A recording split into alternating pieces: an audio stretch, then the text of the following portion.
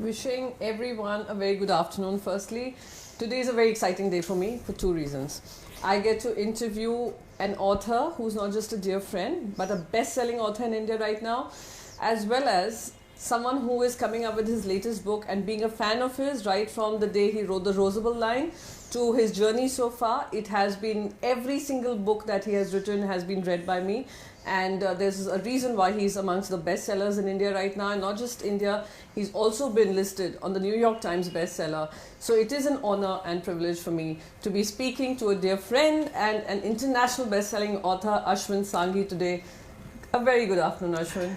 I am overwhelmed, Priyanka, by the fact that you and I are sitting here in my study where I write my books, and we are talking about something which is a journey that started off, I think you and I met on social media in 2008. Yes, we did. And from then onwards, of course, I make it a point to send you a copy of my book every time that it comes out. But what a journey it's been for you. I mean, we talk about my journey, but look at your journey. It's the stuff that novels are made of. No, genuinely. There's a tremendous inspiration to that story. Right. So I will hope that today we are not only going to talk about my book, but we'll also end up talking about that journey, which is so fascinating. If you say so. It is. It absolutely is. But I think, why don't we do one thing, Priyanka? Why don't we start by showing the audience the trailer of this new book that's coming up? Absolutely. I'm so looking forward to this because it has a lot of context to questions I'm going to be asking him. But let's go with the trailer first. Sure. Looking forward to it.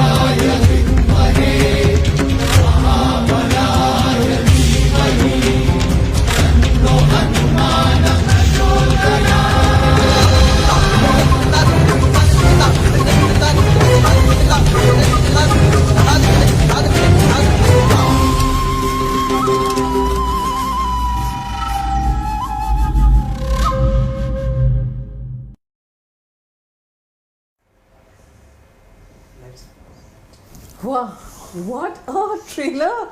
And I'm sure everyone who has logged in would be wanting to know how can they get a copy of this book. Is it out for pre-orders? So, Priyanka, the book is on pre-order now as we speak.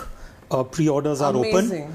For any of you who wish to order the book, or rather pre-order the book, you can go to amazon.in and of course just search for The Vault of Vishnu or Ashwin Sanghi, and it's up there. And how long is the wait to read The Vault of Vishnu? I have been through half of it right now. I'm the lucky one. But I would want to know what went into writing this. It has aspects of India, of course, because you have written books in the background of India. There is also China. And India-China combination is something which everyone would want to know what went into writing this book. So, Priyanka, as someone who has already read all the books in the Bharat series, the first book in that series was the Rosabal line. And I think that's the time you and I met. Yes. When the Rosabal line came out. Chanakya's chant was the next. The Krishna key was the third. Then after that, there was the Sialkot saga. And the last one was Keepers of the Kal Chakra. And I believe you sold 1 million copies.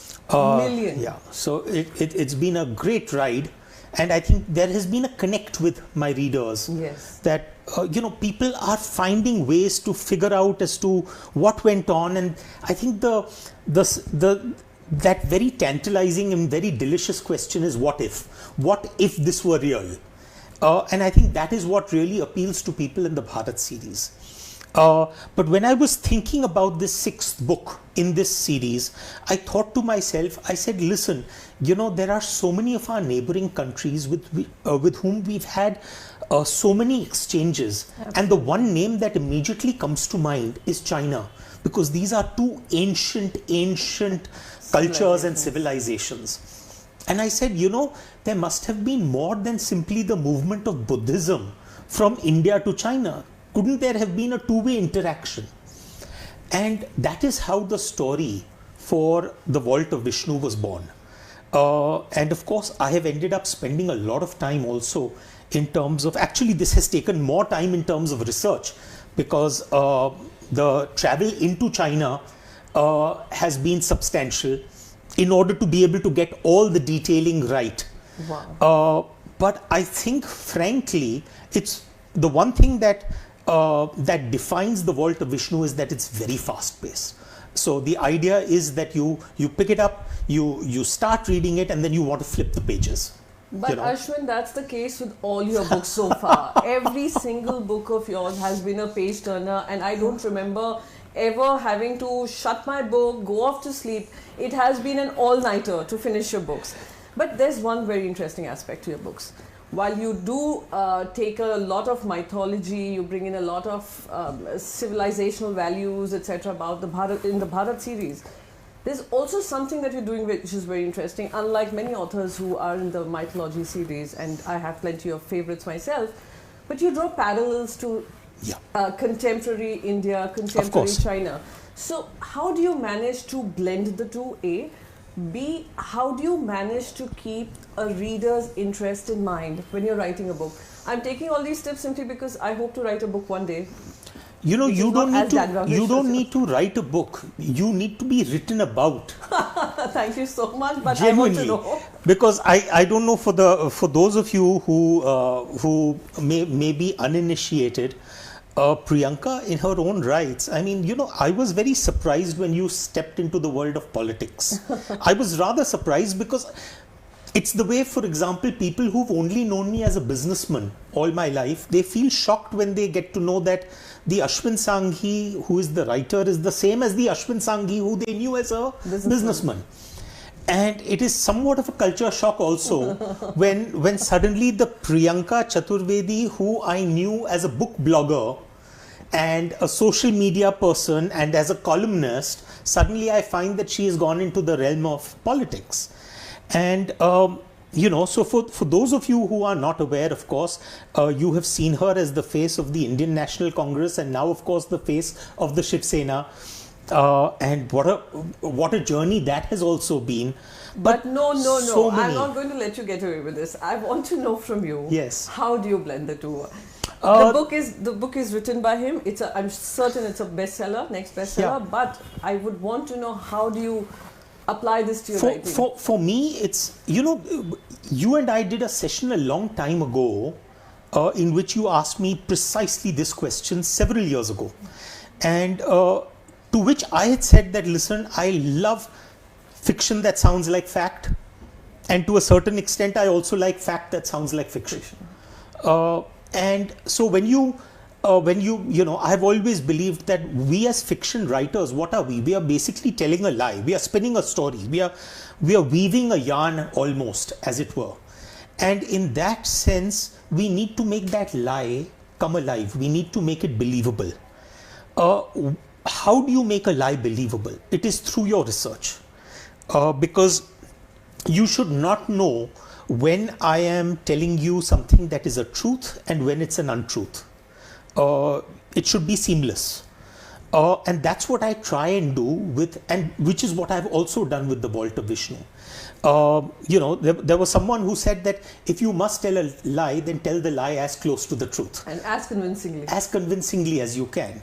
And what I really consider myself to be is a very good liar. So most politicians would kind of understand. but I wrote an article recently about this in terms of what do you consider to be the nature of truth. And think about this. We in our history books, we study Chanakya as the great statesman. He wrote the Arthashastra. But most of the story that we have about his life comes to us from the Mudra Rakshas, which was a Sanskrit play written 600 years after he had already passed away. And it was meant for a stage performance. Oh. So what if Vishaka Datta, who was the writer of Mudra Rakshas, was that time's Ashwin Sanghi? So what we now consider as history be a version of is a version of history. A writer. So whether it is myth, what we tend to do is we say, oh, mythology is fantasy and history is fact. Right. But I'm not too convinced as to whether either of them are telling us the truth. And then when you bring them both together on the same platform and you say whether it's myth, because myth is exploring a deeper truth, and history, which is exploring a version of the truth, then in that case, when you bring the two of them together, myth plus history is where you get the mystery.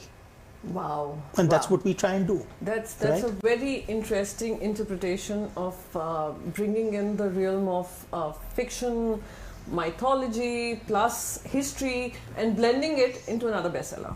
So that's what the aim is always.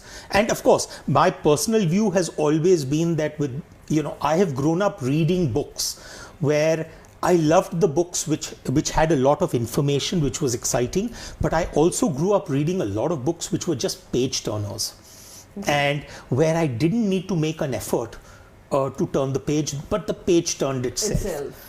And I think this is the biggest challenge that we as writers have, that how can you make it a very easy read, but at the same time the reader finally ends with it feeling that he has taken away something more than just purely entertainment. Absolutely. And that's what I've tried to do. Excellent. So I just wanted to also understand, I'm sure there are many people who've logged in here who would want to know if they were to choose the path of writing, what are the 3 things that come to the top of your mind? And as of someone who started his journey from being a businessman, followed his passion as a writer, just like I used to be a blogger, book lover. Today I don the hat of a book lover, getting into politics for the passion of it, for the passion of a nation. Just like you are passionate about Bharat, and for people to understand, the new generation to understand what Bharat stands for and its various facets. So the 3 things that come to the top of your mind related to someone wanting to get into writing. Writing, yes. A budding writer. I would say the first part of it is really that don't be a writer, be a storyteller. Because whether you're writing in the world of fiction or non-fiction, ultimately you have to tell a very good story. And it is that story which is going to hook your audience, whether it's narrated or whether it's written on paper. But try to be a good storyteller more than a writer, because you can get a dime a dozen editors to edit what you have done. You can go through multiple levels of people who will say, oh, you shouldn't have used this word, but you should have used this word instead. But what everyone cannot do is tell a story. True. So that's the first thing. I think the second part of it is that be prepared for a tough slog in terms of getting accepted. Yes. You have seen it in your own life. You have seen it in your own life, Priyanka, that how difficult it is to make a transition, to go into something completely new. True.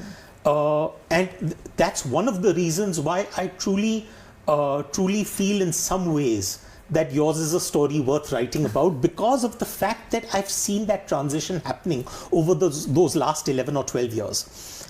So stick with it. Very important. Commitment. And third, don't lose your day job. It's very difficult to write when you're hungry. Because then your entire mind is focused on where is my next meal coming from. It's very important to have some steady source of income. So the way I see it, writing is one of those professions which lends itself to that. You can take out 2 hours any time of the day to be able to write your next novel. You don't need to simply chuck up everything and say, hey, listen, now ab main lekhak ban gaya. What is the need for that? Yes. So when does this book release? So the book will be released at the Jaipur Lit Fest, which is on the 23rd of Jan. Okay. And the book will be physically available from Jan 23rd onwards. For those who are pre-ordering, they will see a date of Jan 27th. Because by the time that books actually physically reach people, it's always a few days more. But essentially, you will have this book in your hand sometime post 23rd of Jan. So the book blurb itself is very interesting. I want to know 2 things. What goes into writing the book blurb? Because that is the first attention, besides your name, of course, and you being a bestseller. But book blurb is the first thing that anyone who wishes to buy would get attracted to the idea of wanting to read the book or pick up a copy. Blurb, typically the way it works, at least for my books, the one thing that I do not write is the blurb. Oh. And the reason for that is very simple, because the way I see it is that the best person to actually write a blurb is your editor. Oh, okay. Because when your editor has finished with the manuscript, they are able to see what are the 5 most interesting plot points or character points that need to be talked about. There was a very interesting study done by Google which talked about the total universe of books being about 129 million. About 2.5 to 3 million books getting added every year because of the self-publishing revolution. Oh, yes. But a parallel study found that when an average buyer goes into the store, they typically spend something like around 15 odd seconds on the front cover and about 18 seconds reading the blurb at the back. And so in that 33 odd seconds, they take a decision whether to take the book to the cash counter or not. So the blurb is important. True. Those who say that the cover is not important and the blurb is not important, I refuse to believe no, that, yes. It is important. Undoubtedly, if your book is not good, it will not be read. The average book is read up to page 18. Okay. Scary number. Up to page 18. So a lot of books are bought, but they aren't read. Right. So it won't end up getting read if just the cover is good and the story inside it isn't. I can tell you many such examples. I picked up a copy because of the cover and of course the content didn't match up. But yes, you must tell me. So let me just read out for you a couple of lines from the blurb. A Pallava prince travels to Cambodia to be crowned king, carrying with him secrets that will be the cause of great wars many centuries later. A Buddhist monk in ancient China treks to South India, searching for the missing pieces of a puzzle that could make his emperor all-powerful. A Neolithic tribe fights to preserve their sacred knowledge, oblivious to the war drums on the Indo-China border. Meanwhile, far away in the temple town of Kanchipuram, a reclusive scientist deciphers ancient texts even as a team of secret agents shadows his every move. Caught in the storm is a young investigator with a complex past of her own who must race against time to maintain the balance of power in the new world. Welcome back to the exciting and shadowy world of Ashwin Sanghi, where myth and history blend into edge-of-the-seat action. I've got goosebumps already. No, but I can't write this about myself. I can't write this about my own story. So you need someone else to beat your drum for you. It's amazing. It's amazing, and I've got, actually, honestly, the goosebumps. I've read it a couple of times earlier too, and that's why I wanted to ask you this question. And because ultimately it's a selling hook, right? Yes, for the book. Absolutely. So therefore, to a very great extent, it's always better to have someone else write the blurb. True. A mistake, we as writers, and you will realize this when you'll write your own book, you'll be in love with every sentence that you wrote, and you will fight with your editor that why are you taking this out? Oh, okay. And that's the problem. A blurb has to be short by its very nature. So, I mean, you either have hooked the audience within those 2 or 3 paragraphs. Yes. You're never going to have a book blurb which is more than 200 words. That's really where the challenge is. That's where you sell your book and make it a bestseller. Very, very interesting insights here, Ashwin, and I'm wishing you all the very best with the Vault of Vishnu. And I'm very certain that we'll see a movie coming along soon too, considering the blurb and looking at the entire video. You know, I must tell you, Priyanka, one thing, and this is not in by any means sort of. You can treat it as an observation of what is going on around us. Yeah. Social media has become toxic. Absolutely. Right? Ask me. Right? It's become toxic. And you probably face it even more being in politics. But at the time when you and I met on Twitter, yes. Twitter was a very nice place. Yes, you remember how we used to talk about music? We used books, to talk about so many things. shopping.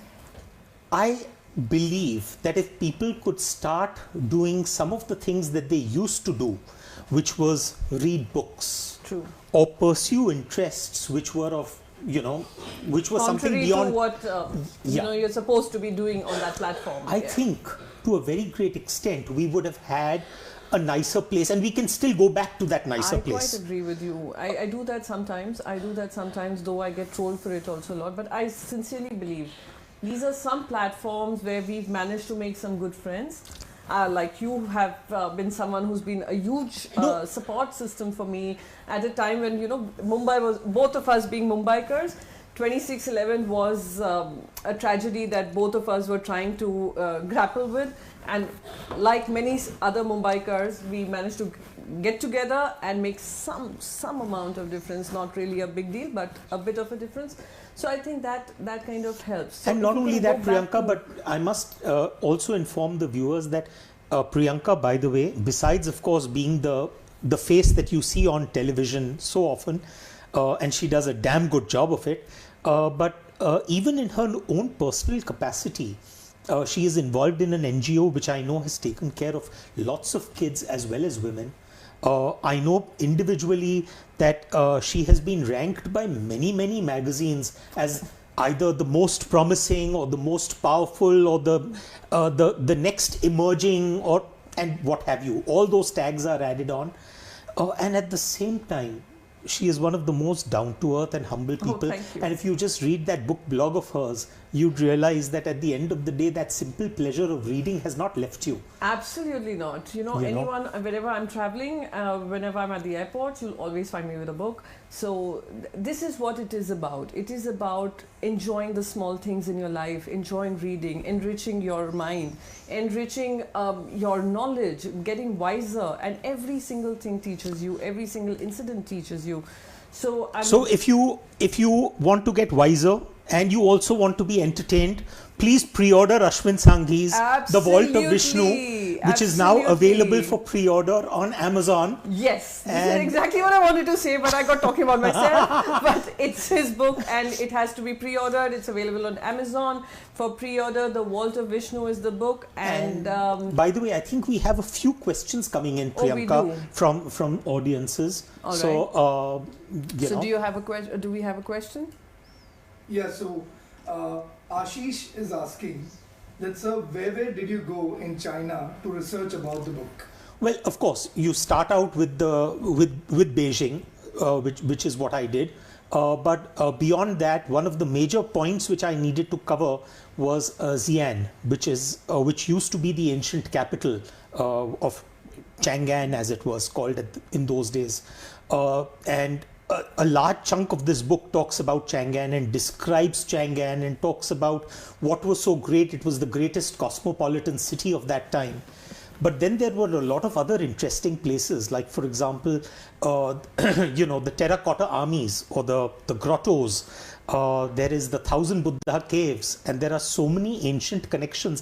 For example, the monastery at Shaolin, where Bodhidharma actually took martial arts from the south of India in order to eventually provide his contribution in some ways to the martial arts that were being practiced at that time. So all of this, there are multiple points of contact between these two great kingdoms. So my journey through China was primarily dependent on which were the points where I needed to do my research. Amazing. Wow. Great, sir. Now, Akash is asking, I'm a big fan and have read Kal Chakra a few times too. It had a very good mix of science and mythology. Does the Vault of Vishnu also has science blended in the story too? It does. And the reason for that is primarily because more than 70% of the story is the present day story, which is really between the Indo-China conflict. And there are a lot of technological issues within that conflict. So what I think for the first time I have done with a book in the Bharat series is that it not only deals with the ancient, which is the story of the ancient connections between China and India. It also deals with the present, which is the geopolitical scenario around China and India. But it also deals with the future, which is also a slightly scary place in terms of technology and science. So all of that does actually come in. And as anyone who has read a Bharat series book, there are always connections between history, mythology, science, philosophy, literature, theology. I have a tendency to always pick up strands from multiple spaces and sort of find connections. So you're going to see an abundance of that in the Vault of Vishnu. So the next question is from Beverly. Beverly basically is asking that how many weeks or months did you take to write the Vault of Vishnu, and what's your favorite book in this series? Okay. That's interesting. Well, asking about a favorite book in the series is really like asking a parent which is your favorite child. Exactly my thought. So I don't know whether I should answer that, but I can say this, that if you're a person who likes who reads the newspaper every morning with a vengeance in order to know what is happening in the political sphere, then probably Chanakya's chant is your best bet. If you're someone who's much more into the mythological space, then probably I would imagine the Krishna key is your best bet. If you're someone who is fundamentally into things like science, technology, research, then probably Keepers of the Kal Chakra is your best bet, because that deals entirely with quantum theory and quantum physics. In terms of time, the Vault of Vishnu, the work on this had actually started before I released Keepers of the Kal Chakra. So it had started about roughly 3 or 4 months before Keepers of the Kal Chakra. Keepers of the Kal Chakra came out in 2018 Jan. I think the journey by the time that this book comes out will have been about a little over 24 months, which includes, of course, the ground, the basic research for the book, the travel. Eventually, the plotting of this book ended up taking a lot of time. 100 very, very crisp chapters that move at a breakneck speed. But at the same time, all of those little data points need to be conveyed without dragging the story. I can't remember who it was who said that easy reading is damn hard writing. So I have really burnt the midnight oil to try and give you a story which moves at a really fast pace, even though there is so much of information being thrown at you. The next question is from Harshada. She asks, how relevant would you say your book is in current times? Oh, absolutely. This is a book, I don't know, Priyanka can probably answer this, but we are living in times of great change. Not all of that change is unfortunately very welcome, but there is a substantive amount of change. Just look at the stuff that is happening around the world. Who would have thought that we would have had an impeachment proceeding against Donald Trump? Who could have thought that we would have had such a massive landslide win for the UK Prime Minister? Oh, yes. So there are multiple changes happening at multiple levels on the geopolitical front. The relationship between China and India is also undergoing an evolution of sorts. And in some ways, this book is also a plea that, listen, let's get down to the basics of sorting out the problems of poverty, malnutrition, lack of education. Let's get down to basics, because every country has those problems. But unfortunately, too often we get caught up in what happens to be the trending topic of that moment. So I believe that there is a lot of value in terms of the current situation and what is going on inside the vault of Vishnu. So thank you very much. Do we have time for more? No, no? We should now cut off because people are getting... There was still another question I want to ask you, but I would want you to play the trailer. Please, please, please. Can we play the trailer once more? Lovely. So for those of you who are just joining us, we had already played the trailer once, but we are now going to play the trailer of the book. And of course, you will still be able to access the trailer on YouTube and Facebook and all the rest of it. But this is just from the angle of the FB Live. And before I sign off, please do pre-order the book on Amazon.in. And before I sign off, a big, big thank you to Ashwin for speaking about his upcoming book, upcoming bestseller. I may say that with total confidence because I've read all his books, all bestsellers. And more than that, thank you so much for watching us this half an hour, this afternoon, and watching the trailer and talking about that book. And Priyanka, you know, you really need to worry about the number of pages that you are going to devote to your bio, because as you keep progressing in the world of politics, so I'm scared as to how many pages are going to get added on. No, we'll edit that. I'll take your help. Thank you, Priyanka. Thank you for being with me. Thank you so much.